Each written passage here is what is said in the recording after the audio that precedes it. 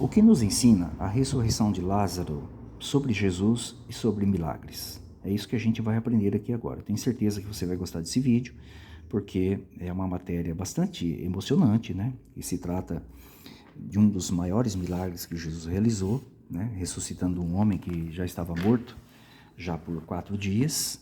E a gente vai tirar aqui realmente muitas lições valiosas. Tenho certeza que você vai gostar, tá bom? Então vamos lá, deixa eu aumentar aqui um pouquinho, pra gente... Deixa eu definir aqui onde a gente vai concentrar a leitura, né? Para ficar mais fácil para nós, né? Estou tentando fazer o melhor aqui na visualização, gente. Caso vocês não consigam ler direitinho, né? Então vocês podem abrir a Bíblia de vocês. O Evangelho de João, capítulo 11, do versículo 17 em diante, fala desse milagre, tá? Então nós temos 2 lições importantes aqui. 2 lições. Quem era Jesus para seus genuínos discípulos quando ele estava aqui na terra? E qual era a fonte do poder dos milagres? 2 coisas você vai descobrir aqui, tá? Então, o relato começa aqui, né? A partir do 17, já na verdade a metade do relato já diz assim, ó. Chegando Jesus, achou que estava Lázaro ao túmulo, havia já 4 dias. Então, ele estava a caminho de Betânia, que era uma pequena cidadezinha que ficava próximo de Jerusalém, né? Então ele seguiu nessa direção, já fazia 4 dias que Lázaro estava morto, obviamente, e ia encontrar Lázaro lá no túmulo, né?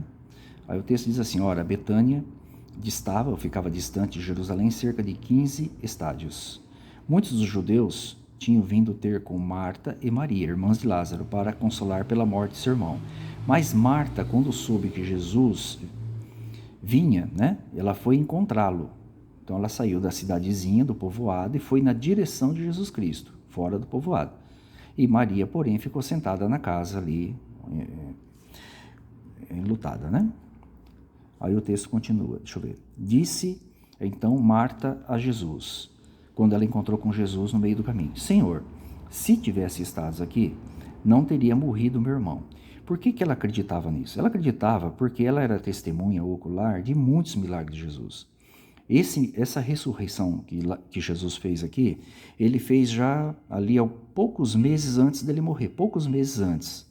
Então Marta, Maria e Lázaro já tinham uma grande convivência com Jesus Cristo, possivelmente desde a infância, porque Jerusalém era pertinho de Betânia. Então eles conheciam bem Jesus e principalmente ali nos últimos 3 anos, sabia todo o histórico, tudo que Jesus vinha fazendo. Então eles confiavam que Jesus Cristo realmente era usado para ressuscitar mortos, para curar doentes, expulsar demônios, etc. Então elas sabiam disso aí. E olha o relato como que continua mostrando o reconhecimento disso. Olha, Jesus respondeu então, né? Falou, desculpe, aqui no 21 ainda, né? Ó, disse Marta a Jesus, Senhor, se tivesse estado aqui, meu irmão não teria morrido. E mesmo agora, olha que interessante, gente, ó, mesmo agora, sei que tudo que pedirdes a Deus, Deus te dará. Mas espere um pouquinho. Ela reconhecia Jesus como o que, afinal de contas? Ela reconhecia Jesus como Deus, e Deus ou Deus homem, seja como for, como a grande maioria dos evangélicos entendem hoje, a Igreja Católica também entende? Não, gente. Porque se Jesus Cristo fosse Deus, entendeu? Se identificasse, seja lá como for, para os seus genuínos discípulos, ela não teria dito o que disse aqui, ó. Sei que tudo que pedir a Deus, Deus dará. Então Jesus não precisava pedir nada para ninguém, porque ele já era o próprio Deus. Olha que coisa, né? Então o relato ajuda a gente a entender quem de fato era Jesus para seus genuínos discípulos quando ele estava aqui na terra. Então Jesus era o que realmente a Bíblia diz, né? Que a gente vai continuar lendo aqui na frente, ó. Só para continuar aqui um pedacinho, aí Jesus falou da ressurreição, que ela acreditava, tal, que ele faria isso, etc. Crês nisso, né? Diz aqui embaixo, né? Ó, você crê nisso? Tá? Aí o que ela respondeu? Olha aqui em cima, ó. O que ela respondeu? Senhor, claro que ela acredita na ressurreição, né? Deixa eu ver se não vai ficar muito ruim. Ó, Senhor, respondeu ela, eu creio, ó, que tu és o quê? O Cristo, o Filho de Deus, que havia de vir ao mundo. Então, os genuínos discípulos de Jesus, aqueles que tinham convivência com ele, não tinham a menor dúvida de quem realmente era Jesus Cristo. E aqui já havia uma certa convivência. Esse foi o penúltimo milagre de Jesus na terra. Depois desse, Jesus realizou apenas mais um, que foi um milagre duplo, que ele curou 2 cegos. Então, já foi bem pertinho do fim do seu ministério. Então, já pelo menos aqui uns 3 anos de histórico do ministério terrestre de Jesus ali, né? Antes dele morrer, antes de ser entregue e ser morto. E como Jesus era reconhecido por seus genuínos discípulos e amigos, olha, eu creio que tu és o quê? O Cristo, o Filho de Deus, aquele que havia vindo o mundo. Nada de Deus homem, nada de Deus na terra, nada disso, gente.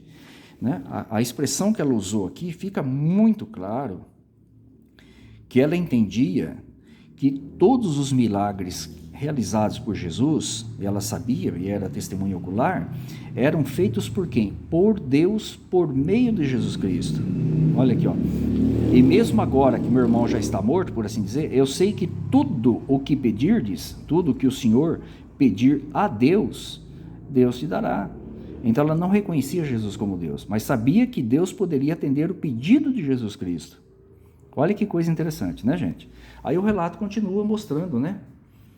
Depois disso, Jesus se dirigiu até Betânia, encontrou com Maria, ali ela se prostrou aos pés, chorou, etc. tal. Agora, depois você pode congelar a imagem e ler todo o contexto, tá? Agora a gente vai concentrar aqui onde Jesus Cristo era humilde e reconhecia que a fonte para realizar aquele milagre não era ele, tá? Olha aqui, Vamos pegar do 39 em diante, Jesus disse, tirai a pedra. Disse Marta, irmã do morto, Senhor, ele já cheira mal, porque já está morto há 4 dias. Jesus respondeu, não te disse eu, se creres verás a glória de Deus? Tiraram então a pedra. Jesus levantando os olhos disse. Veja que Jesus atribuiu e reconhecia que a fonte para realizar aquele milagre não era ele, mas era de quem? E de acordo com a vontade de quem? Do Pai Celestial. Pai, graças te dou que me ouviste. Possivelmente Jesus deve ter feito talvez algum pedido, alguma oração que no relato aqui não tem, concernente a esse assunto aqui da ressurreição de Lázaro, né? Eu sabia que sempre me ouves, mas assim falei por causa desta multidão que me cerca, a fim de crerem que tu me enviaste. Tendo assim falado, clamou em alta voz, Lázaro, sai para fora, e aconteceu a ressurreição, que todos nós conhecemos, né? Então, o que nós aprendemos aqui, meus amigos? O que nós aprendemos? Quando a gente lê um relato de forma detalhada da Bíblia, como a gente está fazendo aqui, pegamos ali, né, o contexto, os pontos. Neste caso específico aqui, nós descobrimos 2 lições bastante importantes. Quem de fato era Jesus para seus discípulos naqueles dias? Não tem nada desse Jesus fantasiado que foi criado hoje pela religião falsa, tá? Deus homem, etc. Não. Eles reconheciam que Jesus era, olha aqui, era o ungido de Deus, o Cristo, né? O Filho de Deus que havia de vir à Terra. Desculpem que às vezes dá uma embaçadinha, gente, mas vocês podem ler na Bíblia vocês depois. E reconhecia que Jesus Cristo poderia pedir, ele que fazia o pedido a Deus, e Deus realizava. Olha lá, tudo agora que pedirdes a Deus, Deus vai te dar. Então o desejo dela ali, em outras palavras, era que o irmão dela voltasse à vida, né? Ou fosse ressuscitado. Não é isso? Jesus entendeu, entendeu que era isso. Respondeu Jesus, teu irmão vai ser ressuscitado. Ele entendeu que o desejo dela era esse. Mas ela sabia que era Deus que faria por meio de Jesus.